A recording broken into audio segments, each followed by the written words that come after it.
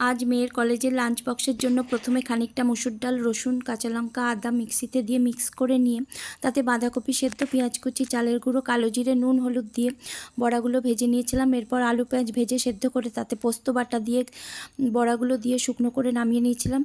আর এটা ভাতের সঙ্গে খাওয়ার জন্য দিয়েছিলাম। তার সাথে দিয়েছিলাম সর্ষে ফোড়ন দেওয়া মসুর ডাল।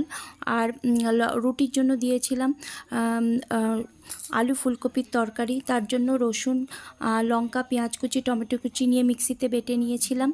আর তার সাথে ছিল আদা বাটা আর ধনে গুঁড়ো, জিরে গুঁড়ো, লঙ্কা গুঁড়ো, হলুদ গুঁড়ো জল দিয়ে গুলে পেস্ট বানিয়ে নিয়েছিলাম। আর আলু ফুলকপি প্রথমে ভেজে নিয়ে তেলে জিরে ফোড়ন দিয়ে সমস্ত মশলা, নুন, চিনি দিয়ে ভালো করে কষে নিয়ে জল দিয়ে আলু ফুলকপি ভাজা দিয়ে শুকনো করে নামিয়ে নিয়েছিলাম। আর সাথে দিয়েছিলাম দুটো রুটি আর শুকনো দুটো বড়া ভাজা। আমার টিফিনে আইডিয়াটা ভালো লাগলে জানাবেন। ধন্যবাদ।